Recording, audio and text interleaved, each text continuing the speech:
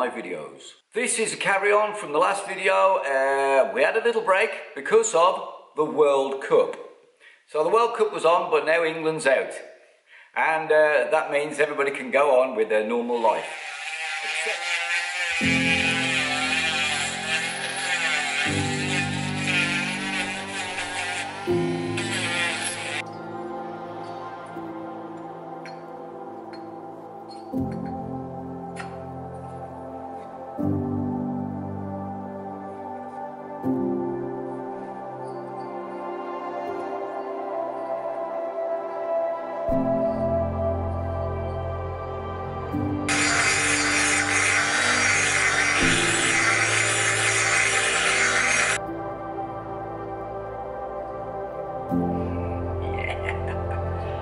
Okay.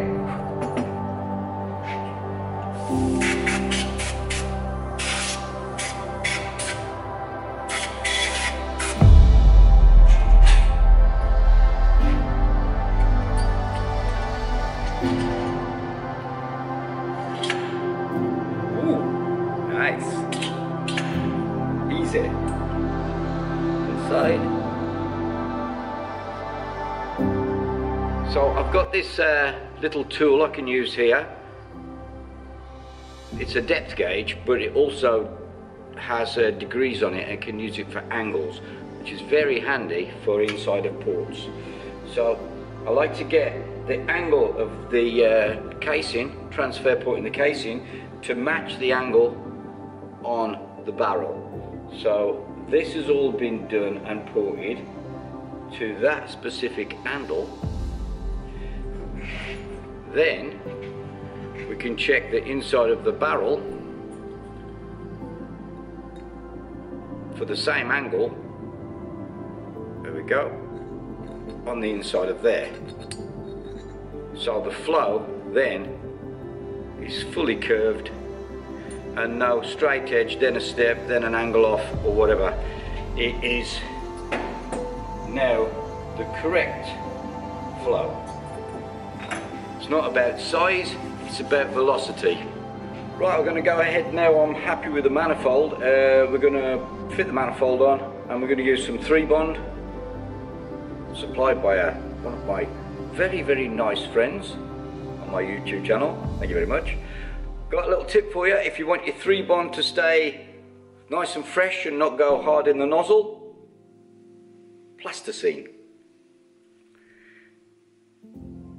You push some plasticine onto the end, get a big ball of plasticine, push it onto the end of the nozzle, squish it up, takes all the air out, stays fresh.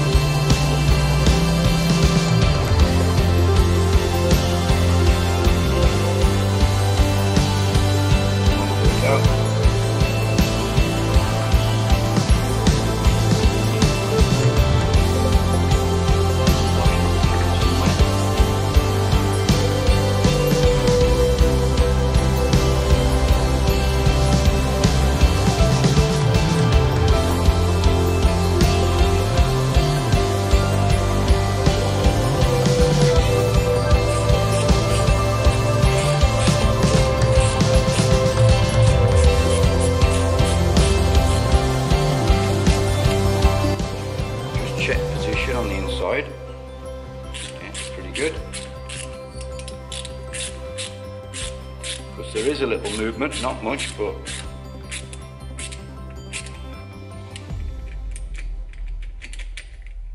stuck.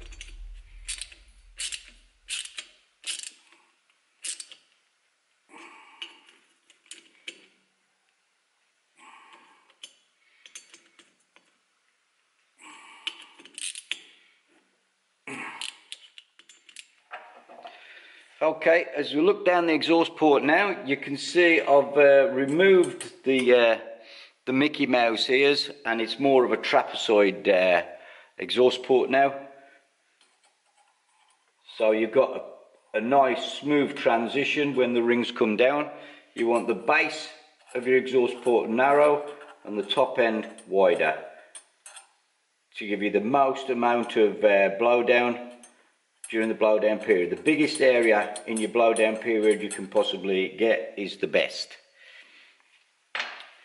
So that's as far as we're going. I haven't widened the port anymore. I've left it exactly as Tino did it. All I've done is taken out that little step on the Mickey Mouse ears, or the as other people like to call it, the little chef's hat. They're gone, and now it's just a smooth transition for the rings to pass down. Right, and I did have to go with a flap wheel on the inside of the neck of the casing here, so that there was no squashing of the skirt.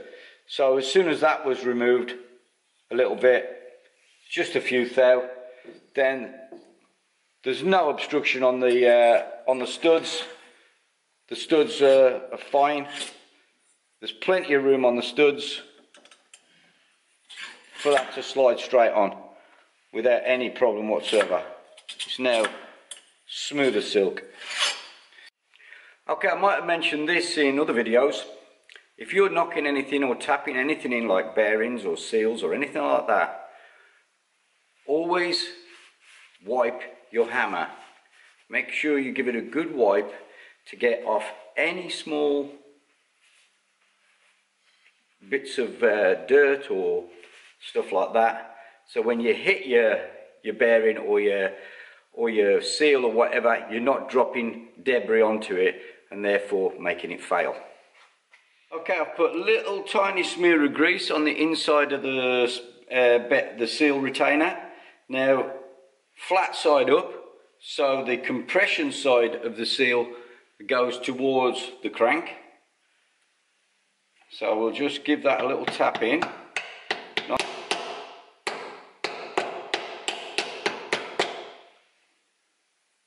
Just run your finger around, see the height. If it's up a little bit higher on one side.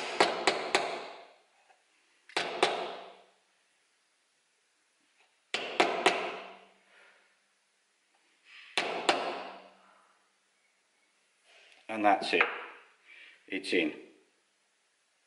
So that's our V-Tron seal fitted in. Now when we actually fit this with the crank, we'll make sure we have a smear of lubrication. You can use oil, 2-stroke oil. I normally use just some grease on there to lubricate that lip.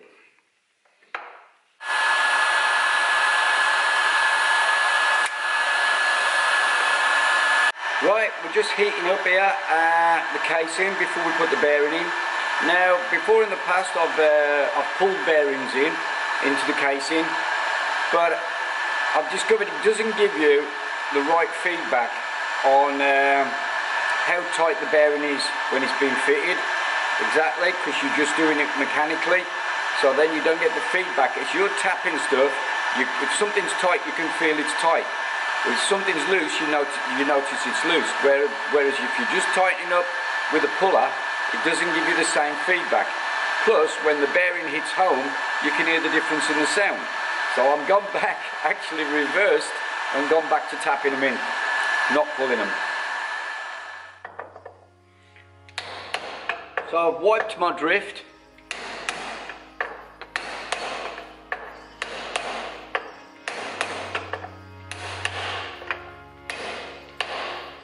And that's in, home.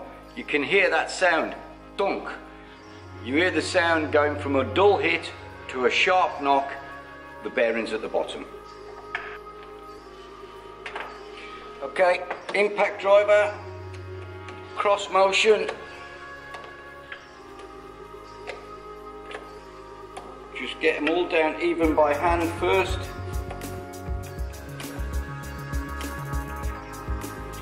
And then get ourselves my old copper hammer so I don't damage the back of my impact driver, and we'll knock them home. One side, then the other side.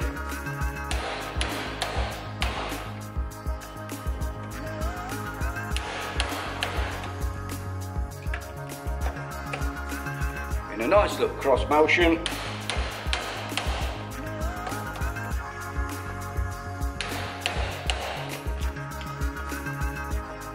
Don't go too mad, because you'll snap them off in the casting.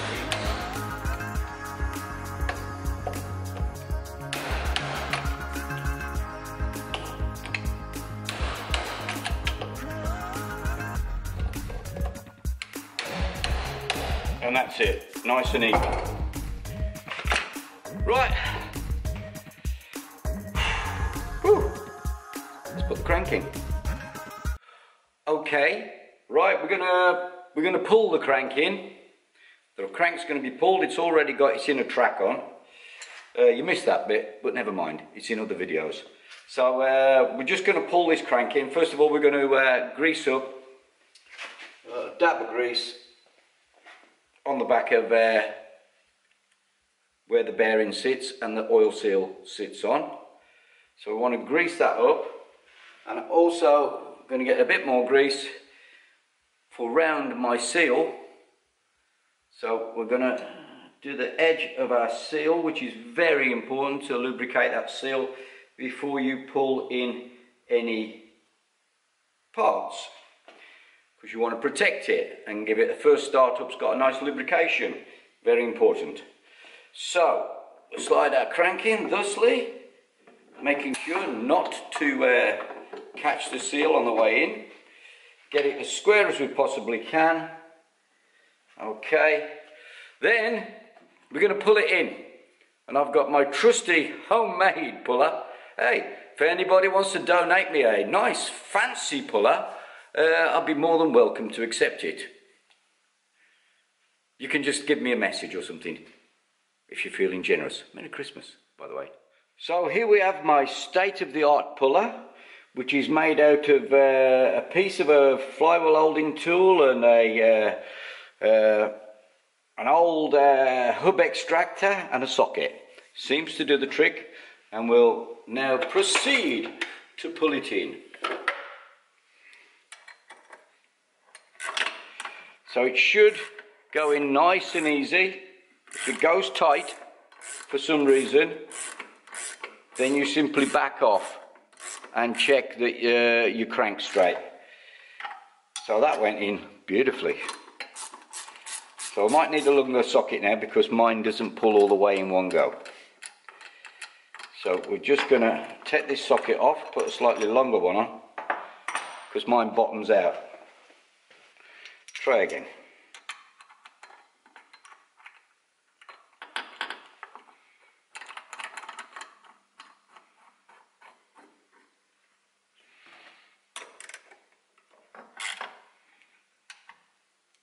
Oh, it's home. So that's nicely pulled in. It did pull all the way then. Right, I better mark that socket up as the master one. There you go. Crank is fully pulled in. Moves very nice and freely. No problem at all. Yeah, brilliant. Yes, as promised, the moment has arrived. Long due in the making, my DL125 is finally finished. So that means I can test my new airbox on this beautiful machine. So here goes for the unveiling.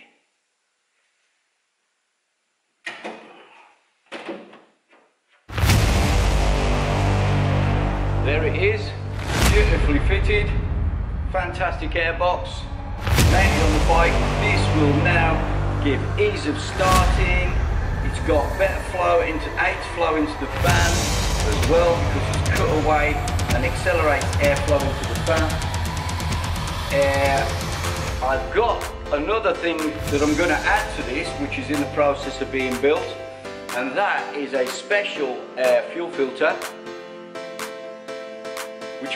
which removes water and all debris. For people with these old tanks that keep getting rubbish coming through, I'm making a special filter that's mechanical, and it's going to eliminate that, and it's going to be quite cheap as well. So let's have a listen to what this is like.